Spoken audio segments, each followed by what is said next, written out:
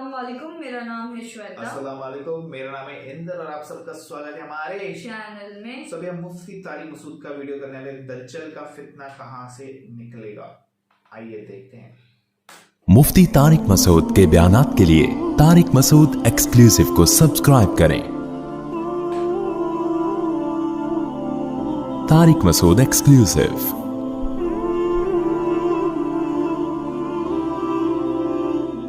نبی صلی اللہ علیہ وسلم نے فرمایا کہ فتنے یہاں ہیں مشرق کی طرف۔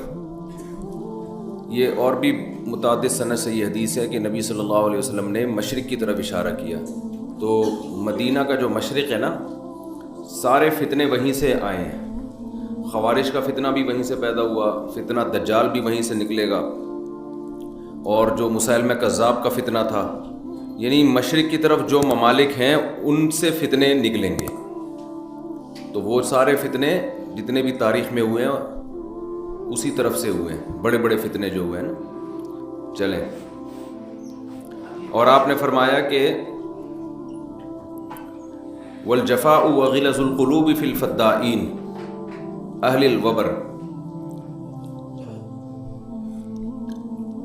یہ جو گائے کے دم پکڑ کے چلنے والے لوگ تھے نا، ان لوگوں میں فتنے ہیں۔ جو دیہاتی لوگ تھے نا، دیہاتی، یہ جو دیہاتی لوگوں کے دل سخت ہوتے ہیں نا، تو آگے اس کی تفسیر آ رہی ہے فی ربیعۃ و مضر، ربیعہ اور مضر میں۔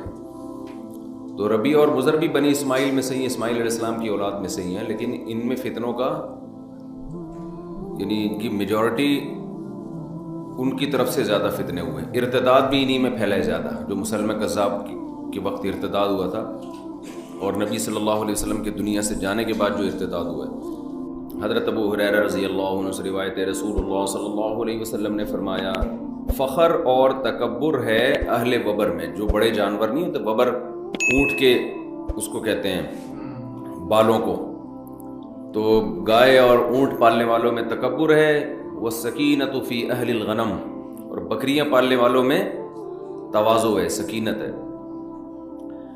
والایمان یمان، یمان اصل میں تھا یمنیون، یمن والے، تو دو یا میں سے ایک یا کو حذف کر کے اس کے بدلے میں الف لے کر آئے تو بن گیا یمانی۔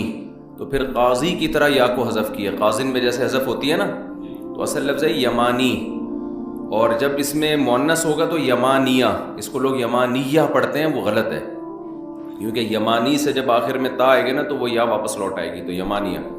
تو یمان، آپ نے فرمایا ایمان یمان میں ہے، اور حکمت وہ بھی یمن والوں میں ہے۔ جی، قال ابو عبداللہ سمیعت الیمن سمیت الیمن لانہا عن یمین الکعبہ، کعبہ کے دائیں طرف ہے نا یمن، اس لیے اس کو یمین میں ہے، تو اس لیے اس کو یمن کہا گیا ہے۔ اور شام کعبے کے بائیں طرف ہے، تو شؤوم سے ہے یہ۔ شؤوم ویسے تو نحوست کو کہتے ہیں نا، تو بائیں طرف مشعمہ ہے نا، مشعمہ، تو اس لیے اس کو اس سے شام کو جو ہے نا یہ نام دیا گیا ہے، شؤوم سے، شؤوم۔ محمد ابن جبیر ابن مطعم بیان کرتے ہیں کہ حضرت معاویہ رضی اللہ تعالی عنہ کے پاس وہ موجود تھے قریش کے ایک وفد میں، تو عبداللہ ابن عامر ابن العاص رضی اللہ عنہ نے ان کو بیان کیا کہ ان قریب قحطان میں ایک بادشاہ پیدا ہوگا، قحطان قبیلے میں۔ اب یہ جو قحطان ہے یہ یمن کی نسل جس سے چلی ہے نا، ابو الیمن کہا جاتا ہے اس کو، جو یمن میں جو بھی ان کا جد امجد ہے وہ ہے تھا قحطان، تو آگے اسی کا قبیلہ قحطان کی نسل کہلاتا ہے۔ تو انہوں نے فرمایا کہ قحطان میں ان قریب بادشاہ ہوگا، تو حضرت معاویہ رضی اللہ تعالیٰ عنہ غصے سے کھڑے ہو گئے اور فرمایا کہ پہلے اللہ کی حمد و ثنا کی، اس کے بعد فرمایا مجھے یہ بات پہنچی ہے کہ تم میں سے بعض لوگ ایسی حدیثیں بیان کرتے ہیں جو اللہ کی کتاب میں بھی نہیں ہے اور نبی صلی اللہ علیہ وسلم سے منقول بھی نہیں ہے۔ حضرت معاویہ کو اس پہ غصہ آیا کہ انہوں نے یہ بات جو بیان کی ہے نبی کی طرف نسبت کر کے، یہ بات ٹھیک نہیں ہے، کیونکہ انہوں نے نبی سے اس کے خلاف سنا ہے۔ تو وہ کیا خلاف سنا ہے؟ فرمایا فَإِنَّهُ بَلَغَنِي أَنَّ رِجَالًا مِّنكُمْ يَتَحَدَّثُونَ أَحَادِيث، لوگ یہ بیان کرتے ہاں فَأُولَٰئِكَ جُهَّالُكُمْ، یہ تم میں کم علم لوگ ہیں، فَإِيَّاكُمْ وَالْأَمَانِيَّ الَّتِي تُضِلُّ أَهْلَهَا، وہ امیدیں ان امیدوں سے اپنے آپ کو بچاؤ جو امید والوں کو جو امیدیں ہلاک کر دیں. فإني سمعت رسول الله صلی اللہ علیہ وسلم يقول إن هذا الأمر في قریش لا يعاديهم أحد إلا كبه الله على وجهه. یہ جو معاملہ ہے نا خلافت کا، یہ قریش کے پاس ہے، اور جو بھی ان سے اس معاملے میں دشمنی کرے گا اللہ اس کو رسوا کر دے گا. ما اقام الدین، جب تک کہ وہ دین کو قائم رکھے. تو اصل میں بات یہ ہے کہ جس نے بھی حضرت معاویہ کے سامنے یہ حدیث پیش کی، پوری حدیث پیش نہیں کی، تو ایسا نہیں تھا کہ اسی دور میں ہوگا، بلکہ آگے حدیث آ رہی ہے کہ قحطان میں ایک شخص پیدا ہوگا جس کے ہاتھ میں رعایا ہوگی، کنٹرول ہوگا. تو یہ حضرت مہدی کے بعد ہوگا، یہ یمن میں، یعنی یہ قرب قیامت میں اور علامات قیامت میں ہے. تو یہ اس دور کی بات نہیں ہے، بلکہ یہ بعد میں قرب قیامت میں ایک شخص پیدا ہوگا جو شام میں ہوگا، قحطان قبیلے سے اس کا تعلق ہوگا. آگے حدیث میں آ رہا ہے، وہی پھر اس حدیث کی تشریح کرتے ہیں. چلیں.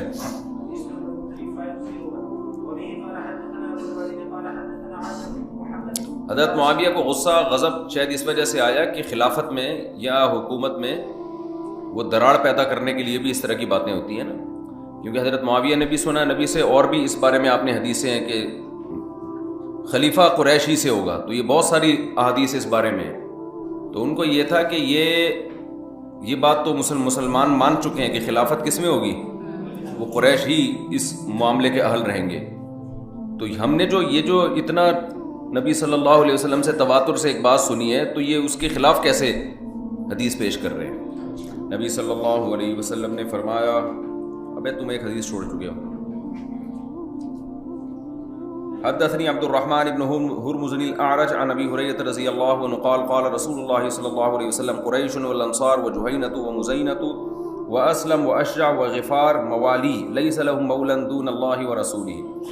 آپ صلی اللہ علیہ وسلم نے ان تمام قبیلوں کا نام لیا. قریش، انصار، جوہینہ، مزینہ، اسلم، اشجع، غفار، یہ سب میرے مولا ہیں، میرے دوست ہیں، اور ان کا اللہ اور کے رسول کے سوا کوئی بھی دوست نہیں ہے. تو یہ ان قبیلوں کی تعریف ہے. حدثنا ابو الولید قال حدثنا عاصم بن محمد قال سمعت ابي عن ابن عمر رضی اللہ عنہما عن النبي صلی اللہ علیہ وسلم قال لا يزال هذا الامر في قريش ما بقي منهم اثنان. آپ صلی اللہ علیہ وسلم نے فرمایا یہ معاملہ ہمیشہ قریش کے ہاتھ میں رہے گا، قریش کے پاس رہے گا، یعنی خلافت کا معاملہ، جب تک کہ دو بھی زندہ ہوں ان میں، یعنی دو قریش بھی زمین پہ موجود رہیں تو خلافت کس کا کہ حقدار کون ہوگا؟ قریش ہوں گے. تو پیچھے حدیث میں آتا ہے ما اقام الدین، جب تک کہ وہ دین کو قائم رکھیں. تو علامہ نبوی رحمہ اللہ نے تو لکھا ہے کہ ان کے دور میں چونکہ قریشی کی حکومت تھی تو انہوں نے لکھا کہ ابھی تک معاملہ قریش کے ہاتھ میں، لیکن جمہور اس طرف گئے ہیں کہ اس کا مقصد یہ ہے کہ قریش اس کے اہل ہے. یہ خبر نہیں ہے کہ ہمیشہ ایسا ہوگا، یعنی یہ معاملہ ان کے ہاتھ میں رہے گا، مطلب یہ اس کے اہل رہیں گے. اور آگے دوسری حدیث میں اس کی تفسیر ہے ما اقام الدین، جب تک کہ وہ دین قائم کریں، یعنی دین اگر قائم نہیں کرتے تو پھر اہل نہیں ہے. بھائی ایک قریش خلیفہ ہے جس کے بارے میں آپ کو پتہ ہے کہ یہ بھی دین قائم کرے گا، دوسرا ہے غیر قریش یہ بھی دین قائم کرے گا. تو اہل کون ہے دونوں میں؟ جو قریش ہے وہ اہل ہے. تو اور جس کے بارے میں یہ ہے کہ اگر قریش ہے لیکن دین قائم نہیں کرے گا، مرتد ہے یا کفر بوا کا مرتکب ہے، پھر قریشی ہونے کی بیس پہ وہ مستحق نہیں ہے. اچھا، یہ جتنی بھی احادیث ہیں اس پر اتفاق ہے کہ یہ اس سے متعلق ہیں کہ جب سلیکشن کا وقت آئے، سمجھ رہے ہو. لیکن اگر کوئی طاقت کے بل بوتے پر غیر اہل بھی مسلط ہو جائے تو پھر اس کے خلاف بغاوت کی اجازت نہیں ہے. اس بارے میں بھی احادیث بہت زیادہ صریح اور واضح ہیں.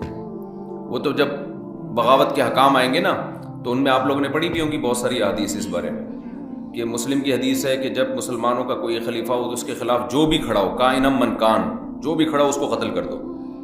اس لیے کہ اس پر یہ تو اہل کی بات ہے نا کہ اہلیت اس میں زیادہ ہے. لیکن بات یہ ہے کہ اگر کوئی اور طاقت کے بل بوتے پر یا کسی بھی چاہے فاسد نظام کے تحت جب وہ مسلط ہو جائے تو پھر چونکہ اس میں اتحاد پارا پارا ہونے کا خطرہ ہے، پھر اس کو قتل کرنے کی اجازت نہیں.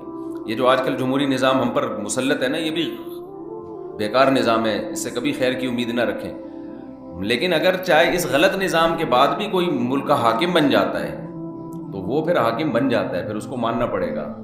تو ایک ہے آپ کے اختیار میں ہو کہ صحیح طریقے سے سلیکشن، تو اس میں تو صحیح طریقہ اختیار کیا جائے گا، لیکن آپ کے اختیار میں نہیں ہے اور صحیح طریقے سے سلیکشن نہیں ہو رہی، تو جو بھی سلیکٹڈ ہوگا تو وے آف سلیکشن جو بھی ہو آپ کو اس سلیکٹڈ کو ماننا پڑے گا. سمجھتے ہو؟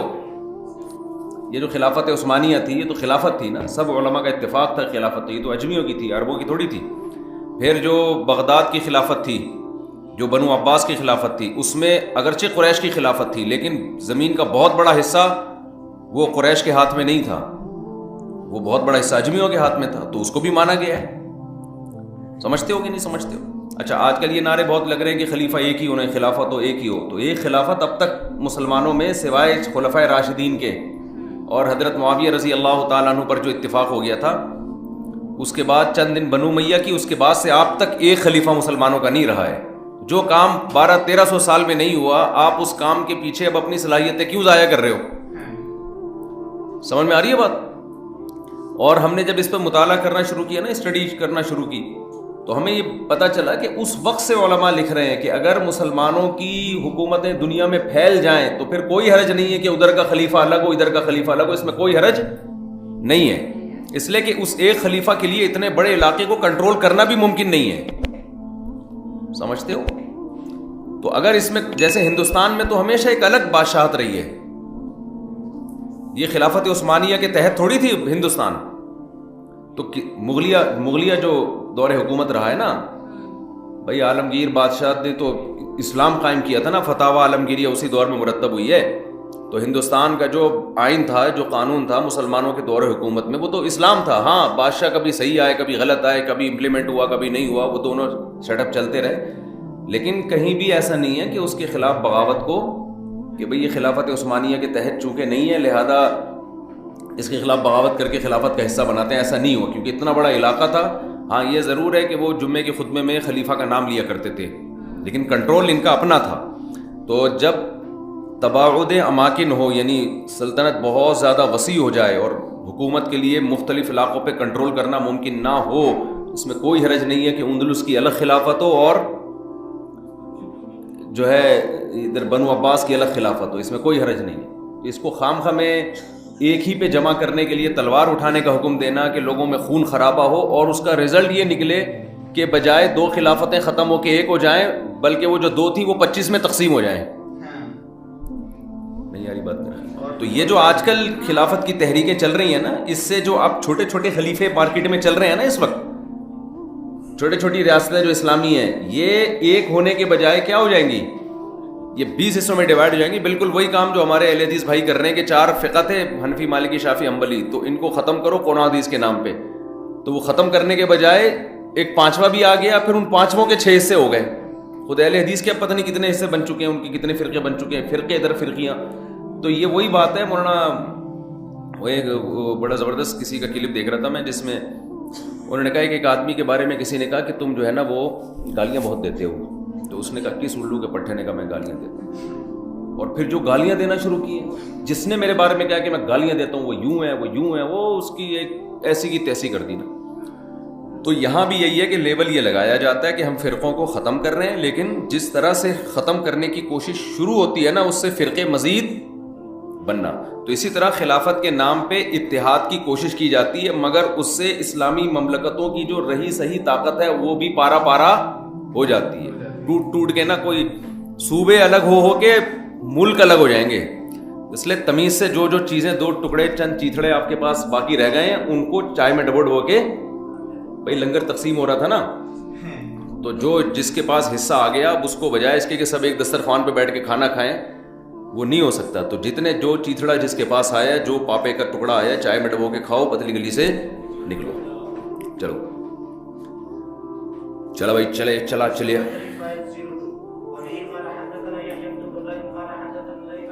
ہاں اب خلافت حضرت مہدی ضرور آ کے قائم کریں گے، تو ان کو اللہ نے طاقت دی ہے، ان کے بارے میں خوشخبریاں ہیں، اور یہ حضرت عیسیٰ ابن مریم نازل ہوں گے، ان کی قیادت میں ہوگا. تو فی الحال وہی طریقہ بہتر ہے. اچھا، یہ جب ہم بات کرتے ہیں تو لوگ کہتے ہیں اس کا مطلب ہم آرام سے ہاتھ رکھ کے بیٹھے رہیں، ہم کچھ نہ کریں، بس تزکیہ اور خانقاہوں میں لگے رہیں. تو یہ بات نہیں ہے. نظام کی تبدیلی کی کوشش کرنا یہ فرض ہے. ہم مسلح بغاوت کے قائل نہیں ہیں. باقی اجتماعی طور پر نظام کو تبدیل کرنے کی جتنی بھی سوٹیبل کوششیں ہیں وہ فرض ہیں. اب وہ بیسی ہو سکتی ہیں. ایک طریقہ جامعۃ الرشید کا ہے, کسی کو اس سے اتفاق نہ ہو. دوسرا طریقہ جماعت اسلامی والوں کا ہے, JUI والوں کا ہے, اسمبلی میں جا کے انقلاب لے کر آؤ. اور تیسرا چوتھا طریقہ تنظیم اسلامی والوں کا ہو سکتا ہے, یوتھ کلب والوں کا ہو سکتا ہے کہ کالج یونیورسٹیوں میں محنت کرو, بیوروکریسی میں لوگ لے کر آؤ. تو یہ 20 طریقے ہو سکتے ہیں. ان میں سے کوئی بھی آپ کو سوٹیبل لگے وہ طریقہ آپ پر اختیار کرنا فرض ہے. تو ہم یہ نہیں کہہ رہے کہ سسٹم کو تبدیل کرنے کی کوشش نہ کریں, مگر اس طریقے سے تبدیل کرنے کی کوشش کریں کہ تبدیلی کے امکانات ہوں. اس طریقے سے کہ رہے صحیح سے بھی جائیں وہ طریقہ مناسب نہیں ہے. چلو بھائی ڈبل اے. حديث نمبر 3502 وبه قال حدثنا يحيى بن بكير قال حدثنا عن وقيع عن الشهاب عن حسين عن جبل بن بكير قال مشيت انا وعثمان بن عفان الى رسول الله صلى الله عليه وسلم فقال يا رسول الله اعطيت بني المطلب وبعثتنا. آپ صلی اللہ علیہ وسلم اہل قرابت تھے ان کو غنیمت میں حصہ دیا کرتے تھے نا. اللہ نے حکم دیا تو حضرت عثمان ابن عفان رضی اللہ تعالیٰ عنہ گئے اور جبیر ابن مطعم گئے. انہوں نے عرض کیا یا رسول اللہ آپ نے فلاں فلاں بنی مطلب کو دیا اور ہمیں چھوڑ دیا. تو آپ نے فرمایا کہ انما نحن وهم بمنزلۃ واحدۃ, انما نحن وهم منک بمنزلۃ واحدۃ. وہ اور ہم آپ کی نسبت کیا ایک ہی منزل ایک ہی جیسے ہیں, یعنی ایسا نہیں ہے وہ مجھ سے قریب ہیں اور آپ کا رشتہ ان کی نسبت مجھ سے دور ہے. فقال النبی صلی اللہ علیہ وسلم انما بنو ہاشم و بنو المطلب شیء واحد. ٹھیک ہے نا, ایک ہی چیز ہے وہ. تو یہ بھی قرابت کی فضیلت بیان ہو رہی ہے نا. امام بخاری جب احادیث پر کوئی باب باندھتے ہیں نا تو ادنا سی بھی مناسبت ہو نا تو وہ حدیث کو ذکر کرتے ہیں. بخاری اور دیگر حدیث کی کتابوں میں یہ فرق ہے کہ صحیح بخاری میں جو ترجمۃ الباب ہے اس سے متعلق جب حدیث آئے گی تو اس میں تلاش کرنا پڑتا ہے کہ اس کا ترجمۃ الباب سے مناسبت اس کی کیا ہے. مثال کے طور پر آپ نے بخاری اول میں پڑھا ہوگا نا کہ جو بدریین کی فضیلت پر احادیث ہیں تو ان میں ہر وہ حدیث لے کر آئے ہیں جس کا حالانکہ بدر کی فضیلت سے کوئی تعلق نہیں ہے, لیکن صرف اس حدیث میں یہ راوی نے یہ بیان کیا وکانہ بدرین, یہ صحابی کہاں کے تھے, بدر کے تھے. تو اتنی مناسبت بھی تھی تو وہ حدیث لے کر آئے, کیونکہ یہ بھی امام بخاری کی نظر میں ایک فضیلت ہے نا کہ راوی اس صحابی کی اس صفت کو ہائی لائٹ کر رہے ہیں کہ وکانہ بدرین. سمجھتے ہو کہ نہیں سمجھتے؟ اس لیے ہمارے حضرت فرمایا کرتے تھے حضرت مفتی رشید احمد صاحب رحمہ اللہ کہ صحیح بخاری میں اللہ نے بہت علم رکھا ہے, یعنی جو بخاری کے جو مضامین ہیں نا, لیکن اس کے لیے کھوپڑی چاہیے. بڑا زبردست بھائی نے جملہ حل کر دیا. مطلب بنداز بات کرتے ہیں. ہاں بنداز یہ چاہیے بلنٹ آن دا بلنٹ. اور دوسری چیز تو جب وہ بولتے ہیں نا کہ لائک ایسا ویسا تو وہ ٹھیک ہے, کھوپڑی ووپڑی یہ سب ورڈس ہمیں پتا ہے, لائک ہم جلدی کیچ کر لیتے ہیں. اور ساری میرے ساتھ شروعات میں سے فتنہ کے وجہ سے جیسے انہوں نے بولا کہ فتنے سارے پہلے جانے کر کے میجر فتنے ہو چکے ہیں. پھر اب میں یمن کے بارے میں بتایا گیا کہ کیسے, اور پھر خلیفہ کے بارے میں بتایا کہ جو ایک خلیفہ جس کے ہاتھ میں وہ قریش سے ہی ہوگا وہ. تو وہ سب بولتے نا, یہ سب تو ہم کو بولتے نا, یہ سب نالج ہے ہی نہیں, بہت کچھ نہیں ہے. اس میں ہمیشہ بولتا ابھی شاید ہمیں 1% ہی پتا ہے. تو وہی سب کیسے بتایا گیا ہے کہ وہ قریش بھلے دو ہی کیوں نہ رہے قریش اس میں ہی ملے گا. تو کیسے وہ کب ہوگا وہ سب پتہ نا, جیسے نا ہوگا کبھی نہ کبھی ایسا. تو اور ایسا ضرور نہیں کہ ایک ہی ہے, دو بھی ہو سکتے ہیں کیونکہ بڑا ایریا کنٹرول کرنے کے لیے. اور پھر وہی بتایا سب اپنے اپنے فتنے یہاں کرتے جا رہے اور بولتے نا, اور جب ایک کے دو کے پھر 20 ہو جائیں گے, اپنے اپنے الگ ہی چلا رہے لوگ. بولتے اچھا ہے وہ, ان کا وہ بنداس بے باک ایٹیٹیوڈ ہوتا نا, بہت اچھا لگا میرے کو. ان کی بھاشا مطلب ان کے جو لفظ ہے نا کرنٹ لوگوں کو سمجھتی ہے. ہاں صحیح کہا, صحیح بھاشا کے حساب سے ٹھیک ہے. بنداس بے باک بولتے ہیں ایک دم سے. تو گائز اور پلیز یہ کریں گے, تب تک ویڈیو کو like, subscribe, share, comment, click on the bell icon. Bye bye.